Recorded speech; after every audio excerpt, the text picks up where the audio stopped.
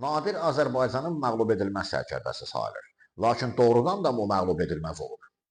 1733-cü ilin fevralında Nadir Osmanlı dövlətinə qarşı müharibəyə başladı. Əfşar ordusu 100 minlik əskərlə Dəzlə çayını keçərək Bağdadı mühasirəyə aldı. Əhməd Paşa mühasirənin çıxılmaz olduğunu görərək təslim olmağı fikirləşirdi. Lakin xəbər aldı ki, Topal Osman Paşanın rəhbərliyi altında Osmanlı ordusu 80 minlik əskərlə köməyə gəlir. Topal Osman Paşa doğrudan da çox böyük sərkərdə idi. Belə ki, Nadirin ordusunun vəziyyətini nəzərə alaraq ordunu Samarra yaxınlığında Dəzlə çayının sahilində Dəzlə çayının böyründə qurdu. Elə bir vəziyyətdə qurdu ki, Nadirin ordusunun suya çıxışı olmasın. Eyni zamanda ordunu elə bir formada düzdü ki, külək Nadirin əskərlərinin sifətinə vursun. Belə bir vəziyyətdə Əfşar ordusu əlverişsiz vəziyyətdə qalası oldu. İkinci məsələ oydu ki, Osmanlı ordusu cinahları qəsdən zəiflətdi.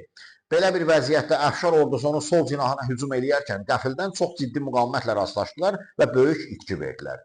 Döyüşün ortasında tufanın qopması və torpağı, tozu onun Nadirin əskərlərinin sifətinə vurması döyüşə təsir edən amillərdən biri oldu.